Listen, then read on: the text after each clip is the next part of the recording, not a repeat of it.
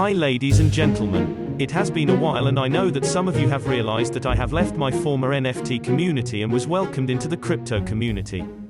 However, life always shows you the bright side of things unless you are carrying bad karma. Why the move, some ask? Well, the greater good sits sometimes further away, so decisions were made. The production team regrouped and here we are. I would like to introduce Gun Hexadian, a new math genius that I came across in the Pulse Chain and PulseX community. This is our first attempt and I am sure more will follow. However, since he has a crystal ball, some say, he will give us a rundown on how things might change since Richard Hart's announcement. Before we proceed, a quick announcement. Solid Fist's new project called Freedom Trucks is available now, sort of. The Pixel Fists, which are the utility token to unlock the Freedom in whitelist format, are selling.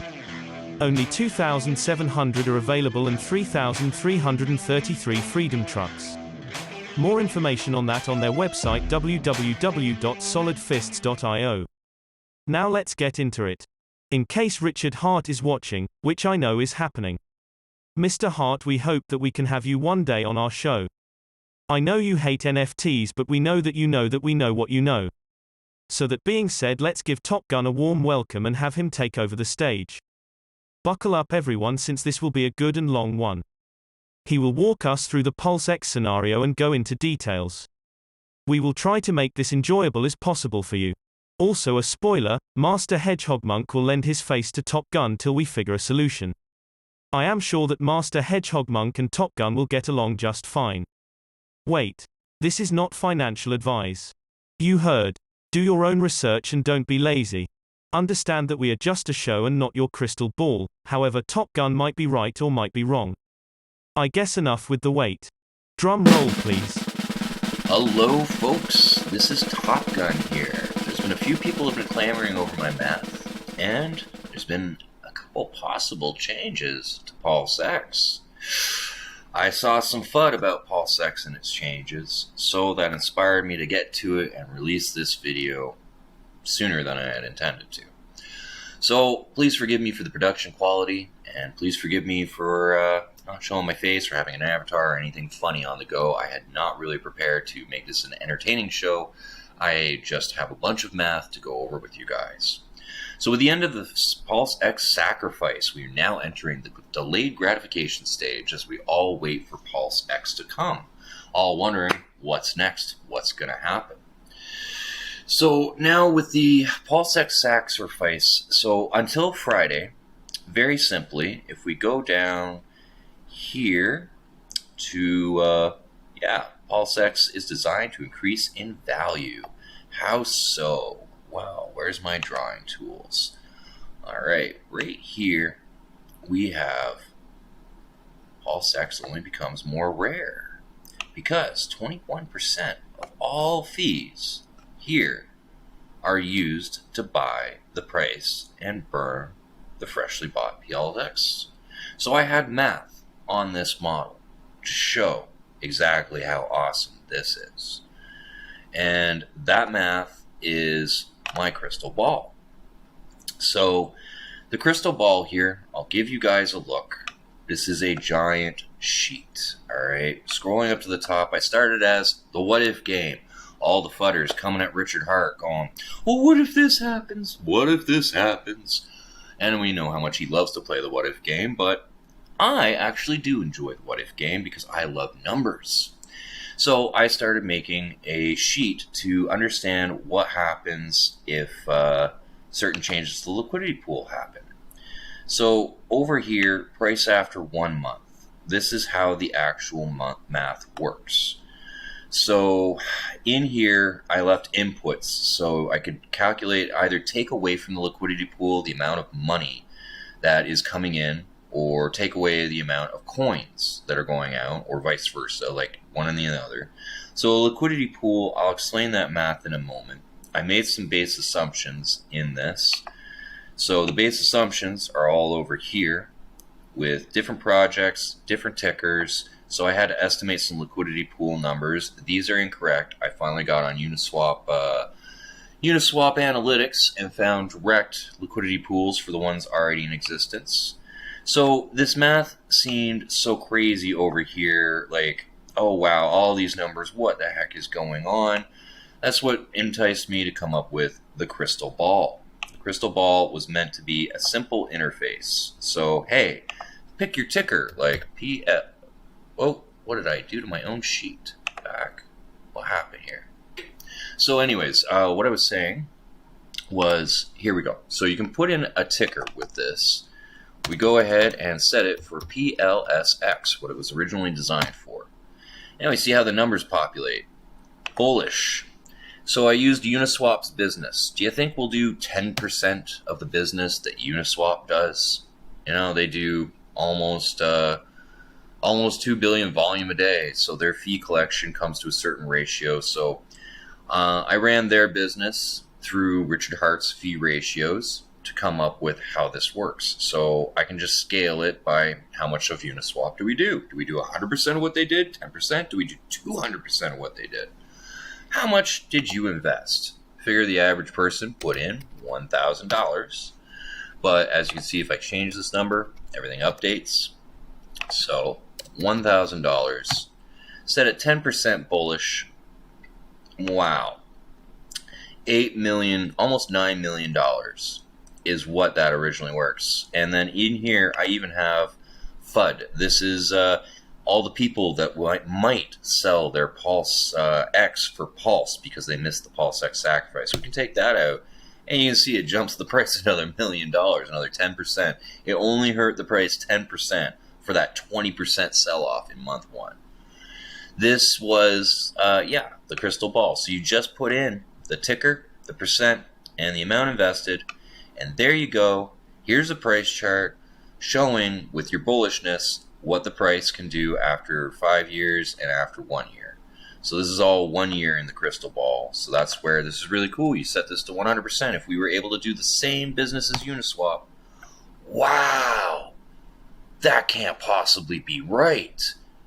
This has to be broken.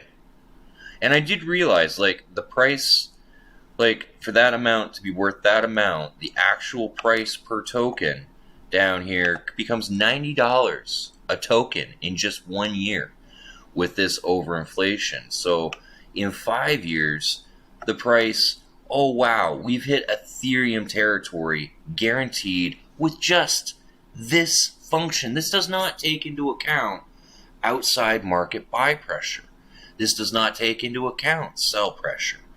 This only takes into account the buy pressure generated from the buyback and burn.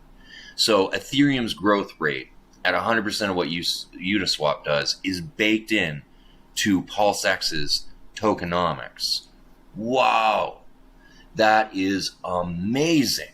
But that means, well, people will be buying outside of that. The price goes up so fast.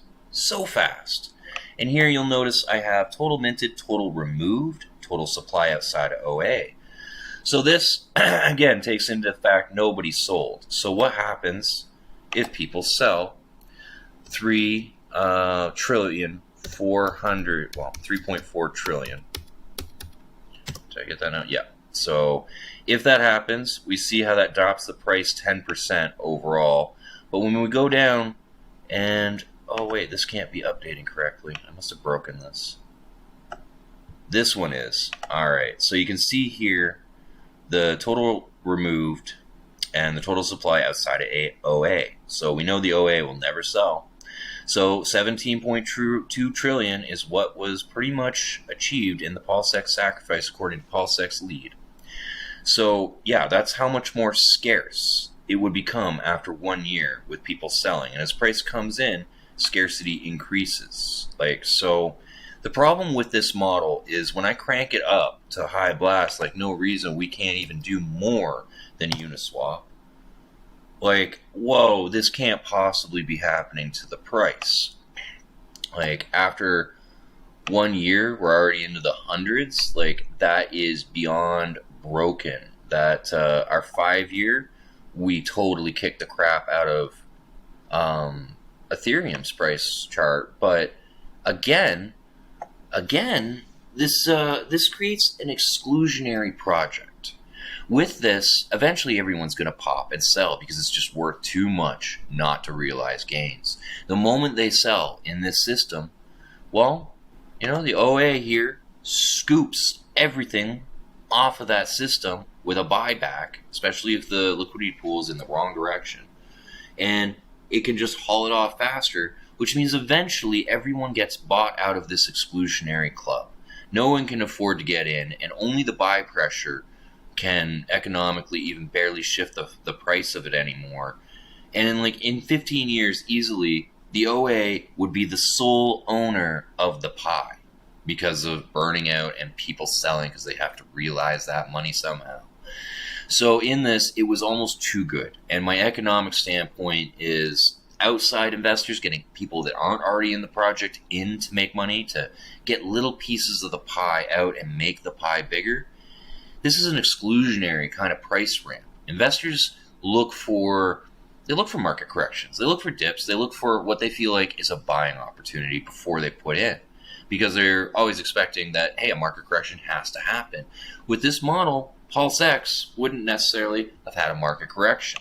So I do some Hex trade or TA as well. This is a lot of noise going on here. But right here, we have a run up. And now this whole section is a market correction. Yes, the people who are invested are upset by this, but the people who aren't in, this is a buying opportunity. For me, I bought here and I bought here. I managed to take advantage of these dips and feel very good about it for getting into the project. So dips are important to investors. And with the project the way it was, there wouldn't be any dips. So now, what changes did actually happen to Pulse X that everyone is concerned about? I should probably pull up a screenshot. Let's see if I can find this here on Richard Hart's Twitter.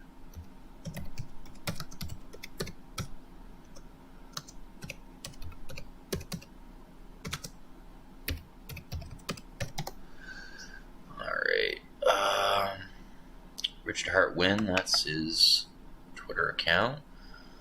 I don't have Twitter, as you guys can tell. Let's see here. 13 hours ago. Something. Alright. Where was it?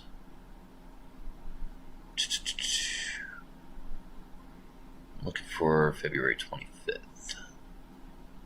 Keep going. Man, he posts a lot. Alright. I think we're starting to get into some of the staking protocols. Alright. So this is all Pulse Chain, Pulse X. Maybe I should even look at some of this because there's more information here than I had originally seen. I can figure some more stuff out. Alright. So what hit? I found it. This is what hit everybody and really got them thinking and concerned here. So the changes to Pulse X as it stands. What is going on? We all knew there'd be a staking function for Pulse X. And if we didn't, yeah, there's going to be a staking function. Originally, we were thinking it was going to be stake your Pulse X and receive the incentive token. And that's exactly what this basically says up here. If the Pulse X incentive token is XPLX. But when you read here, by holding the XPLX, so by holding the incentive token, now the incentive token you can stake to receive the Pulse X that's supposed to be in the burn pool. So people are upset that, hey, you were going to burn 21% of all the fees you collect, and now you're giving that back to people who stake the incentive token? Is that how this is working? So you can stake your Pulse X for some incentive token, you can provide liquidity for the incentive token, and then you can stake your incentive token for Pulse X. Either way, what this indicates is that you can stake your Pulse X and get into this pool. So if this is true, I was really upset. I'm like, you promised this price growth, you promised this burn rate, but hey, no expectation of the work of others. He didn't promise anything. Like, I'm just, hey, very excited about his ideas, his projects, and I was really angry Friday morning. And some other people were kind of upset, like, this deflation, it's not deflationary anymore. Well, this isn't true, because in here, he doesn't say how much of the buyback pool will go to the stakers. So not 100% of the buyback has to go to the stakers. So this is maybe just a middle ground. So there's a scenario that, hey, scenario one, the devs, they're joking around, or they even got a dyslexic moment like I did about the PLSX and XPLSX. Like, that's a mouthful. Maybe they just put things around backwards a little bit, and maybe this isn't exactly what Richard Hart was intending when he's like, hey guys, work on this, because he did say, I haven't even reviewed this. So, oh yeah, it says that rate. See, this is convenient. I have not, screenshots my devs had sent me. I have not reviewed them yet. Sacrifice ends in 12 hours. Don't miss it. Sacrifice is done. So, in this, there's still room for changes. This may be incorrect. So, I saw someone else's video, and I agree with them that there are 3 scenarios. 1, the buyback will remain intact. This is just a test. They're playing with some ideas. He thought it was cool, but he won't end up rolling with it. So it's not an official change. Nothing about my crystal ball got broken. It is still an insane price-generating tool. Now, option 2. The entire buy pool is now up for staking, which means technically it's not inflationary or deflationary. If that entire buy pool is now available to stakers, then it's up to the stakers entirely to keep it off the market, to have their dime in hands. And so it's not actually burnt, it's up to them about when they want to release and take some of their profits. So this creates more of an interesting dynamic, but it removes the idea of deflation entirely, and Richard Hart usually does the things he says he's going to do. So I, myself, am a believer that it will be part will still go to true burn, and part will go to the stakers to see how long they can keep it off the market. So I did some math updates based on this information. I am not willing, because of the back and forth here, to talk about what you stake for what, because the staking protocols aren't clear enough to me yet. I haven't done enough research. That's not where I do my math. So my math comes over to here, where now I have the Pulse X stake with buyback. So I had to make some adjustments to my math model. See this new column down the center here. This allows me to keep track of the scarcity of tokens, what's being bought off the system in tokens, and then what could possibly be going back to the system in tokens. So how did I account for that in my math? Over here. Luckily, I've got a very good disclaimer. Put the amount you want in the buy and look and see what it's worth in 1 year. This is only in theory. This is not financial advice. Wow. All right. Thank you for cutting off my disclaimer. There we go. This is not financial advice. So yeah, you can see there's a lot more inputs I had to add for all of this staking. We still have the same basic functions. $1,000. PLSX. We'll switch that back to 10%. We'll keep that there as a ticker. You can see that price is a lot less of an X with the setup that I have. So how do I account for buy pressure in the system when the stakers are in control? All right, I had to do some more math. So some more assumptions were then required. So 1, where I have the amount the OA stakes in percentage, I realized that right away, like, there's 2 ways he could do a true burn. 1, he could stake himself and skim some out of it that way and then burn it. Or 2, he just program in, hey, this percentage gets burned. So since I don't know what he's doing, I thought, hey, I will put it in this way and play with it potentially the way he could. So this allows me to change how much of the pool is being pulled out. And even in this means if we set this to 100% of his stash, if he did it this way as a ratio, well, even if he does 100% of his portion staked, He holds 90% of the tokens. That means that 10% of the buyback pool would be what's left going to the other people that stake. I like this math and mechanics, but it's in the FUD of, hey, we're looking at possibly almost no burn.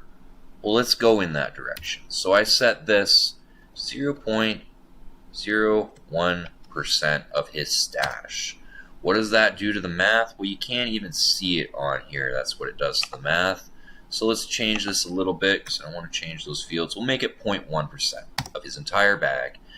Wow, that means, see over here, we've got, that just pops up where you can see overall, 1% is what the OA is taking out of the buyback pool in this, and 99% is what other people could potentially do if they stake. It would go to the stakers. So, like, I've been playing around with the math a bunch of different ways. The basic point is that, hey, that's it, so not much goes to true burn. So if 21% was going to true burn, now 0.21% is going to true burn. And 20.7% that's going to stakers. That's what this model says right now.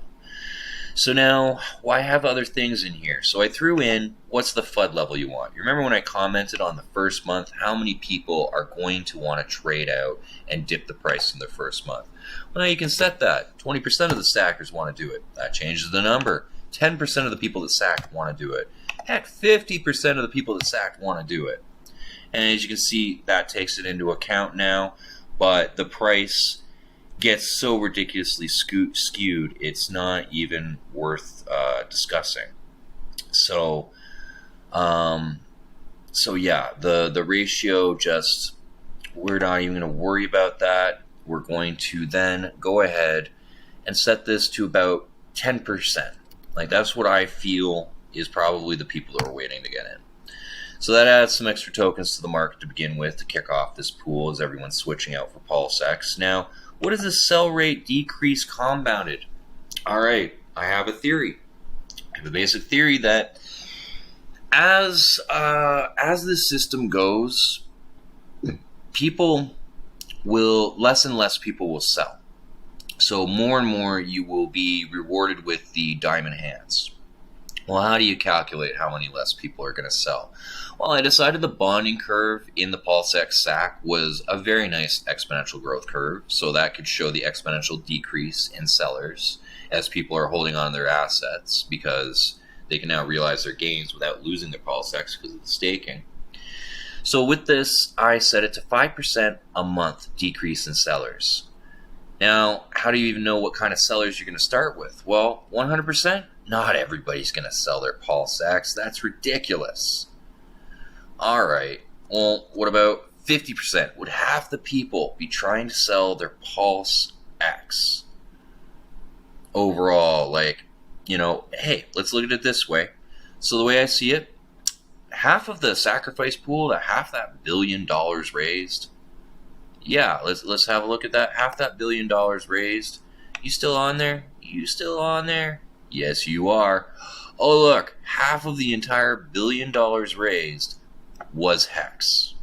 All right, so half the $1 billion raised was Hex. That's a good like half of the tokens are held by Hex holders. We know they know how to hold. I know how to hold, so that we know how not to sell. So that's where the other 50%, though, we don't know if they know how to hold and how to not sell. So 50%. Now, in this, I'll even go as far as, hey, Hex has been taking a beating since its all-time high. So maybe there's some extra people looking to realize gains. We'll put it at 60%. Now you understand why, okay, 5% less sellers every month because more and more people are holding it. The OA taking roughly 1% of the buy pool for true burn. Not a lot of it. A lot of people selling off. And a big trade at the beginning. And then how many of the people that even hold Pulse X are going to stake? Well, I haven't really worked into the math. It doesn't matter what I set this. It won't actually change the numbers that are on here. This is for another part of math I was worrying about. So we're not going to look at that at the moment. Because then I would add underneath the effective amount and the amount, I would have, did you stake? and what it would be worth if you staked. I haven't gotten there. So with all of these settings, you can see, well, wow, in a year, it's now only done a 40x since my effective amount invested. Because if you invested after the bonding curve started going up, you have an effective number. That's not, whatever you invested isn't what you really invested on this model. I'm using the effective number from the PulseX lead. So if you're curious about what your effective amount invested was, go to pulsexlead.com. And then once this model hits the internet so you can play with it, you can then put your effective amount in there and test out some numbers. So this model now accounts for selling on the market, basically. Out of all the people that stake, all that stuff that they staked, how much is going back to the market and how much is staying off the market? And that's how this math runs. So now we're down to, just a 40x in the first year. But what about after 5 years? And as you can see, I finished the model on this side. I have actually set up the 5-year and the, token supply distribution. So you can see the first year we removed 2 trillion tokens, but after that, not a whole lot get removed from actual supply, because this is keeping track of just what's true burnt. So now 5 years, $1,000 could be worth 100 million. Wow, all right. Now 5-year forecast is looking pretty good on this. And this is with all of those numbers changed for the utmost conservative. This is still only doing 10% of the business that Uniswap did. Now you see how my graph does a wibble wobble. You see these plateaus that are in here now. This is the generated effect because of the coins that can hit the market after the buyback happens, because basically, this is arced out a little nicer, but when the buy happens, like I haven't figured out how to change the graph to show it, but when the buy happens, boom, the price goes directly up. And then really as people sell, the price will come down, and then boom, buy happens, and the price goes up. So the graph will look a little more like that, but that's where, forget that for a moment. We're just going to go back up to this one. It shows a little better the back and forth. These are mini market corrections in between every buyback. With these market corrections, my theory of going back to Hex, buying opportunities, it's on a discount. This is how traders and investors feel and think. They use these TA analysis, they read the tickers, they do the MACD to see where the pressure's at, they read the RSI. I even like reading the RSI divergence, but all of it went to crap as soon as the market started crashing. And you know what? I'll even come back and talk about that a little bit. But going back to here, you can see what happens with the new math is it creates buying opportunities, which means in here, I don't have any, I have the sell effect on the system. I have not taken into account what happens to the price when other people come from outside to buy it, because they're excited that it seems to only go up. No matter what you do to PulseX's price, the pumpamental built into the token economics says price go up. Price must go up. Price will go up. Question is when? When will I become a millionaire? Depending on how you set the settings, figures out when you get to a millionaire. So with this, let's take this out of the FUD range. Let's take it into reasonable. 50% of Uniswap, amount traded for Pulse. So 10%, let's take that down to 5%. I really don't think it's going to be as big as people thought. Now, the 60%, let's say a lot of people are excited and want to hold this. We'll drop it to 40% of people are looking to sell and get in the first year. So we're still going to keep the bonding curve of 5% less sellers per month. The OA true burn, let's ramp it up. We'll make it a 10% burn. This feels a little more reasonable. So if they staked 1% of their entire pool, you see we'd have 11% burn, 89% going to the stakers of the pool. All right, we like this ratio. We like it. Now, bullish, that's where I wanted to change. We're going to take this up to 50% of the business that Uniswap does. How soon will I become a millionaire? 1 year. 1 year. This does a 1,000x. 1 year. With these settings. The price chart, to me, looks really healthy because that's 50 cents it starts at. You're not reading all the sub-cent fractions that are going on at the bottom of this chart. But you can see as it starts to take off towards the end of the year, wham. And this, again, does not include the outside buyer pressure, which will probably make it grow faster. And also, 5-year forecast. Wait, is that $1 billion? Is that $2 billion with just these settings? Wow. Ball sacks could be impressive. What if we change these settings like, hey, there is no reason that we can't do the same business that Uniswap does on Ethereum? Ooh, this $1,000 investment is starting to look even better and better. Oh, I will go over my starting price estimation and some of my math in a moment. But we scroll down, we're up to, we're up to $5 a coin at the end here of that period.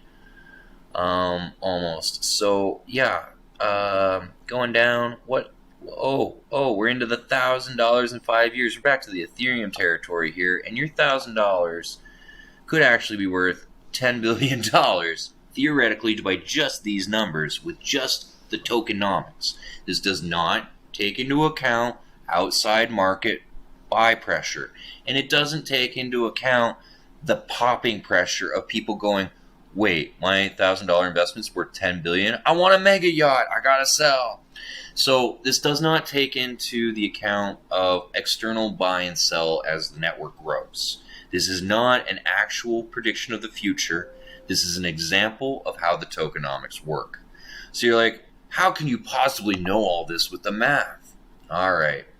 So with liquidity pools, you have some simple math. You've got X. Then you multiply it by Y. And that will equal K. So what the heck are people talking about? I just want an equal sign. Yeah, that's all right. I want the equal sign. I want the equal sign, Excel.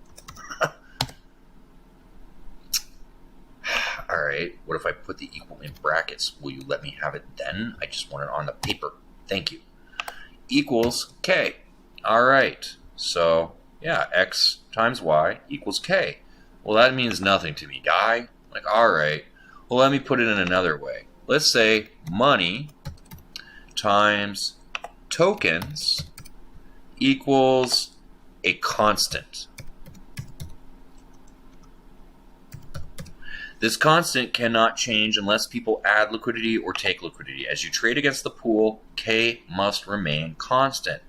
This means if you have 10,000 tokens or $10,000 paired with 10,000 coins, well, all right, what do we do here? K. This must equal this one times this one. That is now our K value. Okay, so K cannot shift as you add and take away from the pool. Also, with this formula, when you take X and you divide it by Y, that will equal, all right, so that'll equal the price. All right, so how do we do that? We take X, the money, we divide it by the number of tokens. The price is $1. We are starting to see the math build here. Okay, so this is nice and simple. But now we got tokens, we got money. Someone comes along and they decide they want to spend $10,000 because the price looks really good. This is where slippage happens. So now the actual value of the money in the liquidity pool, wow, I hit auto sum. I thought it would just show this. All right, I prefer working in actual Excel. Sum this one and this one. Wow. All right, you know what? Equals this one plus this one. I am not going to fight with Google Sheets today. All right, so the liquidity pool, if you add 10,000, now equals 20,000. But what happens over here? You can only half the pool. So 5,000 can come out, which means equals this one. Oh, now you want to do an auto select for me. Minus that one. So now we have 20,000 to 5,000. What does that do to the price? Remember, we take the money and we divide it by the number of tokens. Well, golly gee williker. That is how we get to $4 a token right there. See? So meanwhile, in here, what was the price paid for this? This equals this one, again, divided by this one. $2. This is where slippage comes in. So if the liquidity pool is too small, all right, and you come into it, well, hey, it was $1 for the coin. That looks tempting, so I try to buy $1, and I end up paying $2 a coin because of slippage. But now, once I'm done my purchase, the price to all the new people says $4.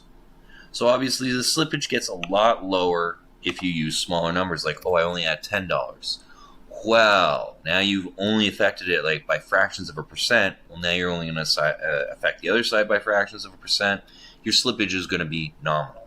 That's the slippage you're used to seeing, and why you hear less slippage is better. There will be so much liquidity in Pulse X, it will cut down on this basic slippage. So this is where my math starts.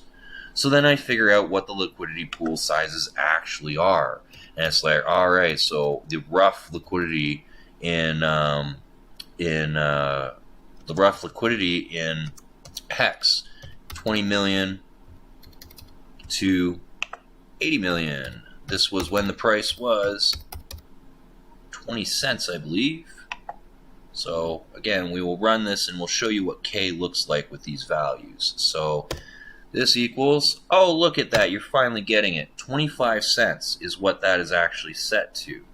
This will equal, that is the K value that is set to. So that is an incorrect K value.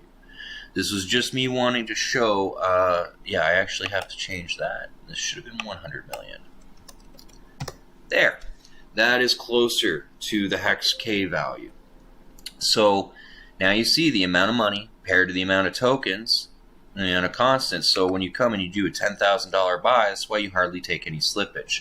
So now with Excel, I was able to link a liquidity pool and then simulate the buy to it, and then use the constant, because it never changes, and the price to come back and derive the tokens and the values. And then I rinse and I repeat. That's the what if game.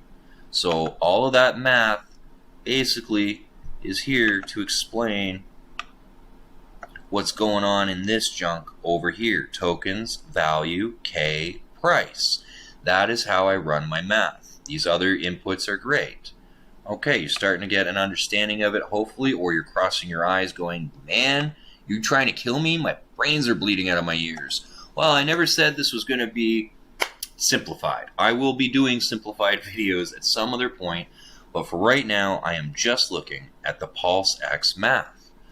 So, in here, you can see how I've estimated a few pools, but I have Hex actually figured out.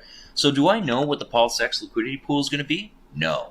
But I do know that Richard Hart likes small liquidity pools, and I do know that there's no reason it would be bigger than Hex to start if he likes small liquidity pools. So I used Hex's liquidity pool size for Pulse X. And then I set it to a price of 0.2 cents. Why did I do that? Well, in that, we have Ethereum's true price and token ratio as everything is set for their liquidity pool size. So that allowed me to do Pulse X's liquidity pool, and you can see what roughly the true value of the network is at launch. So if Ethereum were launched and Hex was at parity in price on Pulse Chain and Ethereum, this would have to be the price of Pulse if Hex were equal, because that would make the value inside of the new Pulse chain equal. So anywhere between 0.1 cent to 0.2 cents is where I feel the price would launch. 1/10 of the cent would say the network starts with 40% of the potential value that is in Ethereum, and that doesn't seem right to me. And it's really hard to move liquidity pools. I've had some good discussions on why the 1/10 of a cent, it at least recognizes the value that all the sacrificers put in, and you can't buy it cheaper on the market than you did for sacrifice if it's at 1/10 of a cent. But if we go any more than 2.3 tenths of a cent higher, well, then we have more value than what's in Ethereum. So the price range should be between 1/10 of a cent and 23 hundredths of a cent.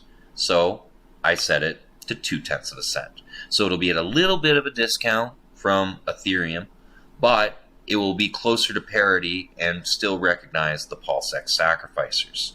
So I set it to that price with a liquidity pool, the size, see the K constant. I didn't shift K. These numbers multiply and still equal the same number. The liquidity pool is balanced. So this is what allowed me to make my assumptions, to have a starting price, to put my bullishness, and to build different projects here. So I will be looking at other projects, obviously, with this model as I go. There is some theoretical math I'm sure people will be set on, like ignore my test theory math. I was trying to figure out how to balance liquidity pools. So basically, hey, if there's a huge buy, like this much on V3, what does it do to the values? Oh, and I can actually track how one pool gets bought up and then sold off to go buy up in the other pool. That was because I wanted to see pool interactions, because I plan to be linking projects to see how they interact. And then a teeter-totter experiment. This is where I figured out how I could actually use, like, see, I've used a square root function up here, and here I have a whole bunch of other math going. This is where I actually made the liquidity pool balance like a teeter-totter. So all I have to do is change the price in association with K, and it automatically generates the liquidity pool on either side. So I have a bunch of math going on here. So I wanted to explain, like, there's madness on this sheet. All these fields have different reasons, but they all come to the crystal ball to give you this idea of what the math does. So when I set it to this, when the OA takes 10% for true burn, I feel like this is the best possible model for us.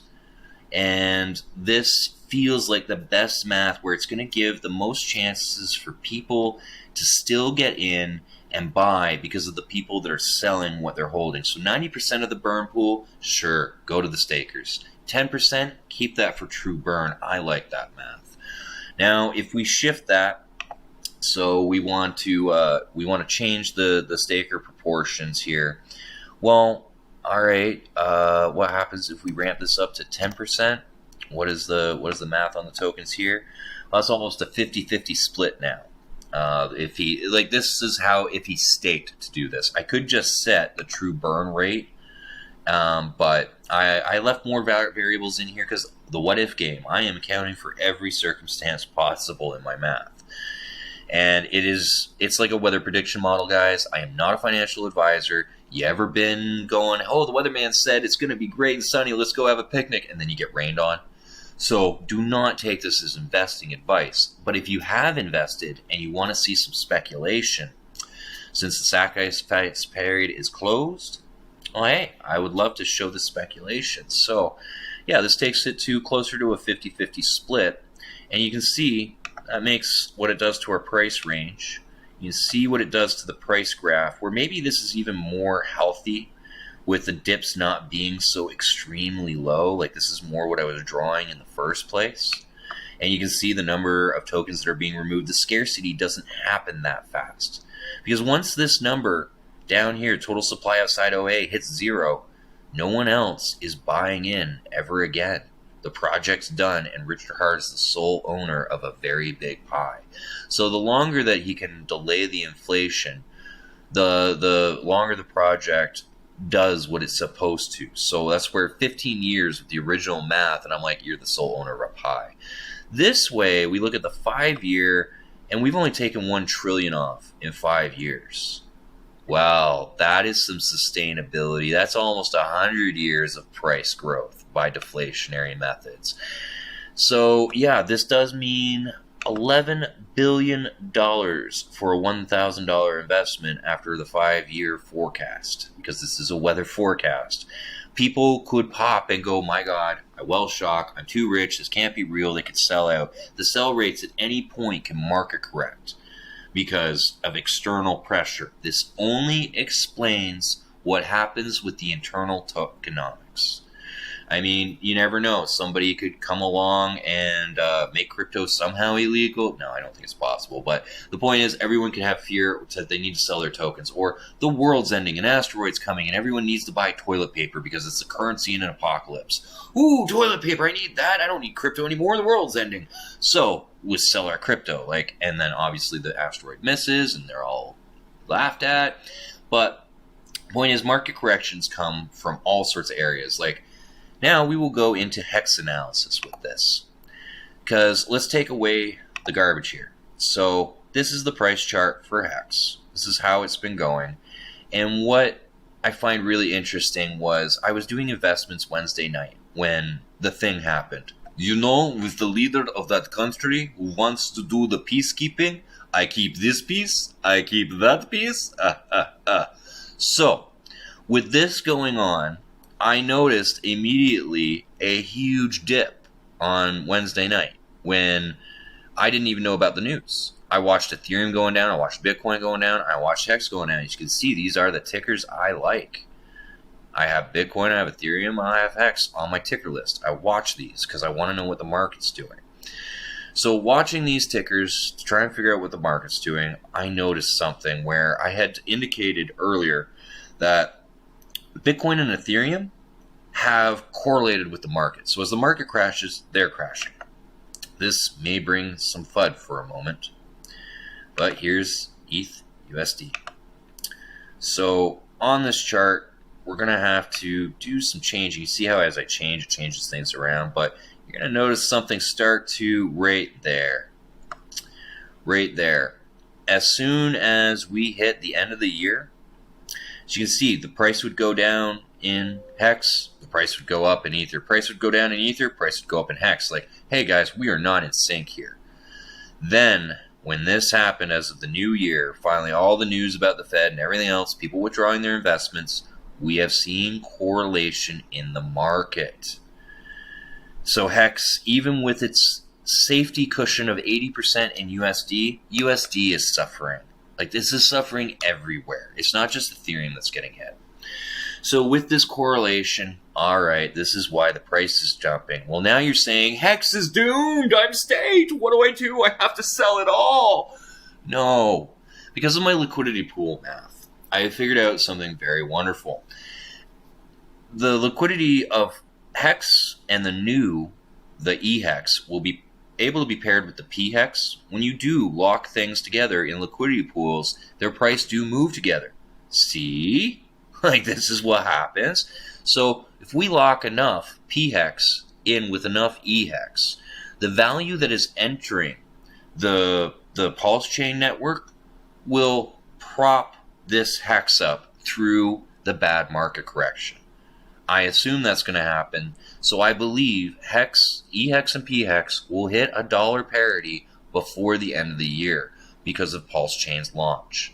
So hold on to your hats, be prepared. I think there will be more buying opportunities until Pulse Chain launches. As soon as Pulse Chain launches, then we will see the changes in the price of Hex, and we will see the chart start going up for our next pump. Because Hex does love to repeat history, and it will be coming for another ramp up.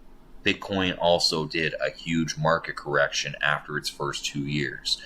You know what else did too? Ethereum. That is normal, but we are getting around that normal market correction by launching a new project and pairing it. So this will be really, really good for us. So the correlation, I'm not at all worried about that because we will break out of that correlation once Pulse Chain launches. So between now and then, I am not going to say the price of Hex looks great. I might have bought down at this dip, and I might have bought in at this dip because it looks good to me. There's no reason it can't go lower before it comes back up. But this is where I believe this is a great dollar average cost opportunity if you're really, really worried about Hex as an asset, since the Pulse-X sacrifice is over and we've got nothing else to play with, nowhere else that you maybe want to put the powder in your keg. But this is my take on Hex and Pulse-X. So the reason, again, I go back to my stake where I was talking about my theoretical math, where I proved how one liquidity pool linked to another liquidity pool affect each other. Oh, just a little bit. It was basic math. It's not accurate, but it at least shows the connection. So if the liquidity pair between Hex and Hex are big enough, and there's a liquidity pair between Hex and Pulse-X, as Pulse-X goes up, it will bring the price of P-Hex up. The bigger the liquidity pool, the more value will be distributed between both assets. And conversely, when E-Hex is linked to P-Hex, you will see the same value distribution. So, I mean, I'm hoping for liquidity pool pair sizes that maybe just siphon off 10% of Pulse-X's value and put it into the Hex system. Because the Hex system, the Hex coin is wonderful, and it should be highlighting right now, especially in times of deep market pressure where, oh, we don't know what's going to happen next. Will there be a war? Will there not? Everyone's afraid. Well, Hex is a great investment. It doesn't look like it right now because it's correlated to the market. In the short term, it's not looking tempting. How do we get people to smarten up and buy something that will reward them? We link its value to Pulse-X. I know with my Pulse-X tokens what pools I'll be incentivizing, and I know what liquidity I'll be providing. So the actual staking, how we're actually going to do the staking for Pulse-X, I have no clue. I need to do more research on it. I wanted to go over the math and show why the original project was great, but I think it was too exclusionary.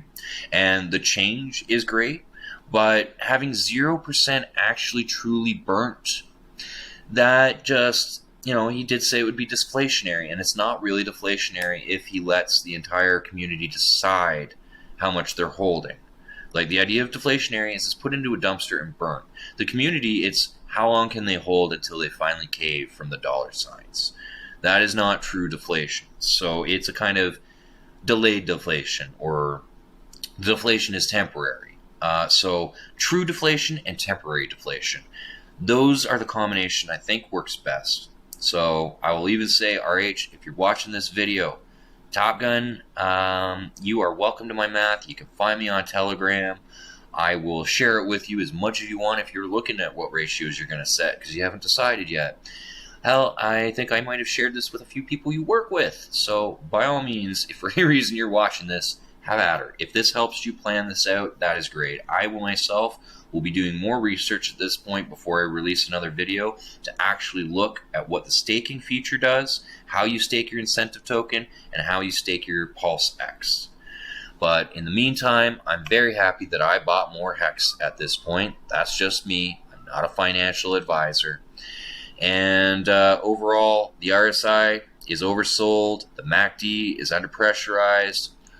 We are in pump territory, but I have seen this before, and I've watched it go the opposite direction. The TA analysis has gone to crap these last 2 months because of everything going on in the market. It's too unpredictable. The market says this should be the next thing, but because of the news and everything happening outside, it changes it. I love Hex, so I bought it. I don't care if it goes down. I want to participate in the liquidity pools. Hell, if it goes down, I'm just going to buy more. So yeah, this is the basic idea of how I start my liquidity pool math at its most basic essence. This is what it turned into after a 6-hour argument with Red Bulls and Excel, and this is what it has turned into after weeks. This is a almost alphabet wide and almost 200 deep row spreadsheet of math. So I don't expect to bore you anymore with this. I hope that if you are a nerd, your head has stayed intact and it doesn't look like the Scanners movie and your head hasn't exploded. Go, ah!